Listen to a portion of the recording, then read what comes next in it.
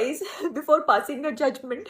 You could have taken. బోరున ఏడుస్తూ విలపిస్తున్న actor సదా వివరాల్లోకి వెళ్తే ఢిల్లీ నుంచి వీధి కుక్కల అన్నింటినీ తొలగించాలి అంటూ సుప్రీంకోర్టు ఇచ్చిన తీర్పుపై కొన్ని వర్గాల నుంచి మాత్రం తీవ్ర అభ్యంతరాలు వ్యక్తం అవుతున్నాయి. సదా ఎమోషనల్ అవుతూ సుప్రీంకోర్టు తీర్పు నన్ను లోపలే చంపేస్తూ ఉంది. అసలు మనం ఏ సమాజంలో జీవిస్తున్నాం, మరి ఇంత అన్యాయమా, ఇలా చేయడం కరెక్ట్ కాదంటూ ఎమోషనల్ అయ్యారు సదా. బోరున విలపిస్తూ సోషల్ మీడియాలో వీడియోని కూడా షేర్ చేశారు సదా. చాలా మంది జంతు ప్రేమికులకు ఇది కోలుకోలేని వార్త. ఈ విషయంపై రీసెంట్ గా సదా రియాక్ట్ అవుతూ బోరున ఏడుస్తూ మన దేశాన్ని చూస్తే సిగ్గేస్తోంది, మరి ఇంత అన్యాయమా అంటూ దయచేసి ఈ తీర్పుని వెనక్కి తీసుకోండి అంటూ ఎమోషనల్ అవుతున్నారు సదా. చాలా మంది సినీ ప్రేమికులు, రాజకీయవేత్తలు సదాకి సపోర్ట్ చేస్తూ కామెంట్లు కూడా చేస్తూ ఉన్నారు. ఢిల్లీ మొత్తంలో కుక్కల్ని తొలగించాలంటే ఎన్నో మూగజీవాల ప్రాణాలను హరించినట్లే ఈ భూమి మీద మనుషులు బ్రతకాలా?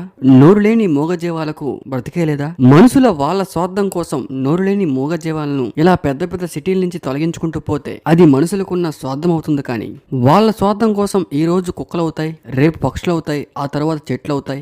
ఇప్పటికే మనుషుల వల్ల చాలా వరకు నష్టపోతున్నాయి. ఒక మనిషి అనే జీవి జీవించడం కోసం ఎన్నో చెట్లు, ఎన్నో పిట్టలు, ఎన్నో అడవులు, ప్రశాంతమైన ప్రకృతిని నాశనం చేస్తూ ఎప్పటికే ఎక్కడికక్కడ మొక్కలను పీకేస్తూ భూముల్ని కబ్జా చేస్తూ ఇల్లులు కట్టుకొని విపరీతమైన వెహికల్స్ వాడుతూ పొల్యూషన్ పెంచుతూ సగం జీవితాన్ని నాశనం చేస్తూ ఎన్నో జబ్బులతో ఇటు మనుషులు బ్రతక్క, అటు ప్రకృతి బతక్క దేశాన్నే కాదు ప్రపంచాన్నే సర్వనాశనం చేసేశారు. రీసెంట్ గా ఢిల్లీ హైకోర్టు ఢిల్లీలో ఎక్కడా కూడా కుక్కలు ఉండకూడదని ఇచ్చే తీర్పుపై సదాగా రియాక్ట్ అవుతూ ఎమోషనల్ అయ్యారు. దీనిపై మీ అభిప్రాయాన్ని కామెంట్ రూపంలో తెలపండి. Thank you for watching.